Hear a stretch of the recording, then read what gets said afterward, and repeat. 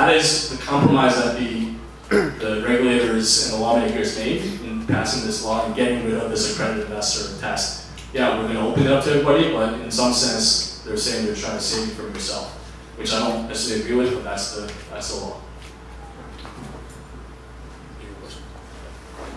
You've mentioned how you've been pretty successful in Houston, where you're headquartered. You've also mentioned how you have some deals maybe in the works in Dallas. Can you expand a little bit more on what Nextseed means to the Dallas community, and maybe even more hyper local? What could it mean to like the community here in GeniusDen, in Deep Ellum, in South Dallas? Yeah. So the question is basically, who are you looking for here? Let's help you meet them. What is Nextseed looking for, and what does the local aspect mean to us? So to us, it means everything, not just Dallas, but by definition, when we talk about small business, local is what people are interested in. So it happens that we started in Houston, but we want to create local communities that can support each other. So by that I mean, you probably have literally 10 businesses you go to pretty frequently, right? If you do the math, and you're just not going to care as much about something that's not one of those 10 businesses. I think that's an overall trend. I think the way, especially, I hate to tie it to the political election, but if you see not just us, but the international scene, there's a lot of, I don't want to say fear, but hesitation about globalization and just how big guys are kind of taking over our lives. And I think people find a lot of comfort in knowing or doing business or living in a world that we know, right? I mean, people take that in different ways, but on our day-to-day basis, I think that just means we care more about our local communities. So imagine, I don't know, but how the community banks were in the 1960s or 70s, my understanding would be they were very local focused. Right? Like literally people could deposit to their local banks, and those local banks make local loans to local businesses. And that system just doesn't exist. The top 6 banks in the country control, I think, 67% of the entire industry. So it's all balance sheets, money moving in and out, and there's no specific focus on local communities. But if you had a chance to basically lend to local businesses and get customers and borrow from local people, I think a lot of us find that innately attractive. So our business model is creating a really awesome infrastructure and system that can handle the tech, compliance, marketing, whatever the complicated, the tech startup stuff is, but really creating an opportunity for individuals and businesses to create their own communities and using us to affect their own interests. Well, we're going to wrap this up here. Then we'll hang up a little bit and answer other questions. Thank you so much for being here. What's an initial call to action for this crowd? Like how can they help you spread the word and grow? Yeah, Younggro, let's just refocus that last question. That's a good one. We all know a lot of people. You've got an idea in your head of who's a perfect fit, so we can help you get a win and bring one of our friends a win. So describe like a profile avatar of a great business, and we'll help push those guys to you so we can load them up. Question is, how can we work together, us and GeniusDen Dallas? Really, I hope you guys, if you see the one, do check out the website. There's a lot more there that I couldn't cover, but you'll see the kind of businesses we work in. It's just basically forward-thinking, transparent business owners, small business. So we love tech startups, we're one, but it's just not a good fit personally. But if you know an amazing small business, whether it's a coffee shop, a pizza shop, whatever, you know what it is. But they're not the kind of people that's going to screw you over. You trust them, people love them, they love people. I think that's basically it. And I think for us, we want to find, if you look at our website, there's an event that we did in Houston, a couple of events, and we basically showcase local businesses, like we bring different types of businesses and individuals to interact and then go in and showcase each other. That's kind of what we look at. The way, even though we're a startup ourselves, and obviously, at some point we need to make money to sustain ourselves. What we really believe is that if we can create a community for other regions, all that stuff will take care of itself. So I know it's going to be a process, but we are working closer with GeniusDen and Joe. We're already talking about different kinds of things, and we'll keep you guys posted as well when there's an event. And if you all sign up as members, then you'll get all our updates, news, and things like that. So www.nextseed.co. We have Facebook and Instagram, Nextseed. My personal handle is YROLED, whatever social media. And please just, my email is Younggro, YOUNGRO @nextseed.co. So please also feel free to shoot me an email. I'll try to respond to everything as soon as I can. Thank you so much. Thank you again. Okay, we've got some refreshments from TX Vodka, TX Whiskey. Shelby, what are the names of sponsors? TX Whiskey and Dripping Springs Vodka. Dripping Springs Vodka are sponsors tonight. Enjoy yourself. We're going to start putting things back together and moving towards the front. If you've got a company, come talk to Younggro now. You can go back to Houston. Follow up with us. We're in Younggro later. What's that? What's that? Jason, we done rolling? Here is looking down the pipeline for the next month or two for presentation. So look in your emails for info on that, or how to structure multi-time financing. Thanks a lot for coming by. Hey Jason, we done rolling here? Alright. There was only before how we make money.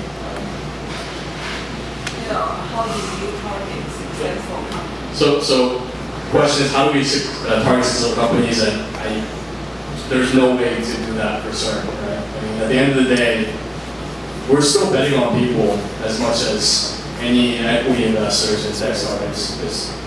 Small businesses, as I think you might be a business owner, it's really hard. I mean, I never appreciated how difficult it was to run a small business. Right? Even though there's no there might not be a fancy technology behind the restaurant, the ability to manage your books, manage people, manage customers is not easy. So we do our best in our diligence process because that's a question about track record, like have they done it before? Right? Do they have relevant experiences?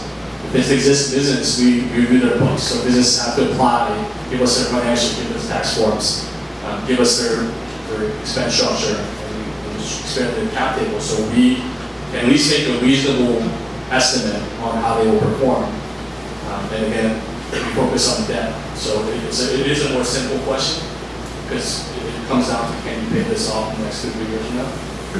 But we do our best, and part of it is as we have more events like this, we want to attract the right people to our platform as well, our business. On our side, the fee structure, we charge between 5 to 10% of the total amount raised. So if we raise X dollars on a platform, whatever our fees, we'll take our cut, the proceeds go back to the business. And on the repayment side, everything is free up to the investors to sign up, whatever, until they start getting the payments. We charge 1% of their proceeds and service fees.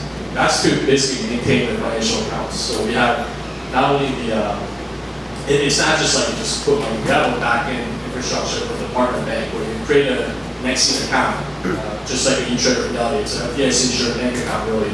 And using that, once you fund your account, then you invest in deals on our platform. And then at the end of the year, we give you a 1099, one form for Nextseed so you can report your taxes officially. So you mentioned earlier that there is some high-level credit analysis, brand recognition, previous success, maybe some financials. Is all of that done manually? And if so, do you see that as being an issue in terms of scalability going forward? Right now, we do a lot of it manual. The question is basically how do we evaluate businesses, right, different ways, and is it manual or not? So it's a combination of both. We have developed a system to be able to evaluate efficiently. So we have basically, depending on what numbers or what categories they are, we'll have an understanding of whether it's good, bad, things like that. But we do have individuals reviewing it, and our goal, of course, is to make them more efficient over time. But at this point, it's really important for us to get it right, because, like I said, trust is everything. So we could still be wrong, but we do everything we can right now to. Then, what percent of retail businesses that use the platform now would you say are spread between traditional service-based businesses or product-based businesses? Basically all service right now. Repeat the question. So what percentage of our businesses are service versus product? Everything that you see, well, almost everything is service. Even if it's a product, it's really a service. Again, that's kind of what the strategic move on our part, because service is where you need the crowd, where you need people to really come in your, like literally walk your business to get that service done. We have, and we are actively looking into product companies, like CPG companies especially, where again the crowd matters because you're trying to advertise basically in a new way. They have very different cost structure. If you guys are anybody in the CPG grocery, it's a very, very thin margin business. Breweries, craft products, like you're literally counting pennies to try to make profit over volume. So there might need to be a different product that works for those businesses, but we're actively engaging and trying to figure out how we can serve them. So what's the actual cost? What do you make, and then typically what percentage of that is the percentage of the entire debt stack? For example, they might go to a bank for 50% loan, Right. and then some percentage is their money and some percentage is Nextseed money? Right. So the question is, I guess to summarize, what's the overall cost structure or cost basis of the And then how business? much does Nextseed make, and then how does that blend out? So it really depends is the answer, because we've done it in so many different ways. Some businesses, they only took on Nextseed debt, basically, Nextseed loan. Some businesses have Nextseed as literally a mezzanine piece. By that I mean they have traditional debt, Nextseed piece, and then equity contributions. Some businesses just have, well, I guess that's what we do. So there's a Nextseed fee is between 5 to 10% of the total amount raised. But that entire amount is the obligation of the business, so it does go on their financials. I think the way it works best for Nextseed is really if you want the marketing aspects, if you want the crowd. Because and I'm very frank about this, and I believe this, if you just need the cheapest money possible, like you don't want the crowd involved, try to get a bank loan. Like seriously, there's no cheaper solution than a bank loan. It's just really hard to get. But if you can get it, you should definitely get it. If you can't get it, that's really the area where Nextseed or alternative financing makes sense. So a lot of the businesses we talk to, the problem is if you can't get a bank loan, you're not going to get, there's really nowhere else to turn. Besides one, selling equity, or two, there's a process called merchant cash advance that's been really coming in the last 5 years because of the gap in traditional funding that has to take place. And if you, I don't want to go into detail on that, but it's very expensive capital. So in those situations, we work best. And depending on the needs of the business, we'll work with them to try to figure out something that makes sense. Questions, is there a niche area? Yes, which is eventually we want to be a solution for all types of financing, depending on the needs, because we can customize it. So that's the value proposition of crowdfunding. It's literally a financial security that you're selling to the public. So it can be structured to meet your needs. We just happen to customize it in two ways, so that as an investor, you know exactly what you're getting. But I think as an industry, this is just Nextseed, as the industry evolves, I think businesses will be able to structure what works for them, and hopefully by then they have enough credibility with the public that the public also understands that customization and be able to meet their needs more efficiently. The more they know their public, the better they're going to I think so. Yeah, I mean, just right now, like, crowdfunding is so, what frustrates me sometimes is that I read articles from whatever so-called experts in finance saying crowdfunding sucks, like it's not going anywhere. Like, it's been 2 months.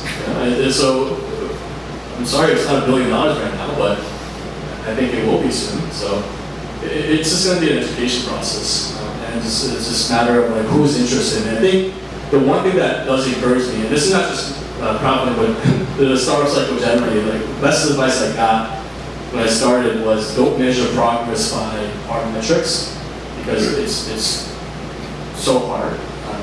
No matter what business you do, it's so hard to start a business and run a business. But try to find different ways. I mean, you do have to measure progress, so try to measure in different ways whether you're making progress or being successful. And the way that I've internally tried to measure progress, in addition to obviously metrics now, is who believes in me. Right? Because when I started, like very few people believed. But now the fact that I really appreciate you guys taking the time. I mean, I don't know if you believe me or not, but at least you have more context to consider whether you believe it or not. And we have, like I said, we have had really amazing people that want to work with us, partner with us, collaborate. And you see that happening more and more. The fact that more people in the media are talking about it, more politicians are talking about it.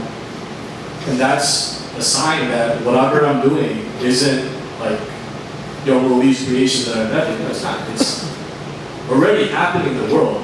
I'm just channeling it or presenting it in a way so that more people understand it. Quick, two-part question. Why did you say you wasn't doing business to business, and what type of guidelines for investors do you have?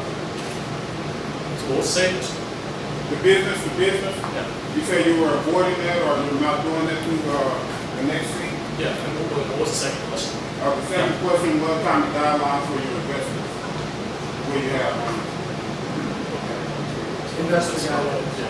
So the first question is, why don't we do B2B? So to be clear, it's not that we don't intentionally not do B2B, it's just that our product right now might not make sense for them. But we were happy to, we actually consider every single business. By that I mean, for B2B businesses, typically, you just want capital as cheaply as possible. We're not the cheapest capital when you compare us to a bank, or even a hard money asset lender, which is if you have a lot of equipment or land or mortgage or whatever. There's individual non-bank lenders who will give you money cheaper. Again, so if your business is very asset heavy, like you have an expensive piece of equipment financing can be a very good deal. And if you know you have receivables coming in, I mean, there's so many innovation in this space. Like there's a lot. As long as you are definitely making money, there's a lot of cheap money out there. So I actually recommend B2B businesses to try to get that because they don't really care about this stuff. But even if it's B2B, it does matter to you for whatever reason, like that you want people to know about your service, maybe because you're strategically considering going to retail market, or you just need individuals to know about it for a business to consider using your product or services. That probably makes sense. You're going to have to pay a little more than what you typically could get, but if you're willing to do that, then yeah, we definitely want to do that. The second point was basically is there any investor guidelines. So on our platform, in order to use our process, you have to create an Nextseed account. So we have a different process than I think every other platform out there, which is you have to create a Nextseed account, which basically it does mean you have to give us, by us, it's not me, it's our very secure system, your personal information, including your ID and your social security number, just like you're opening a bank account or a securities account. Because we, by law, have to check the know your client, make sure there's no terrorists out there, things like that. So that's just something you have to do. On the amount of investment size, by law, you're limited by, there is an income-based test. So it's a little complicated, but just basically think of it as if you make under $100,000, you can invest up to 5% of your income across different types of company offerings per year. If you make over $100,000, you can invest up to 10% of your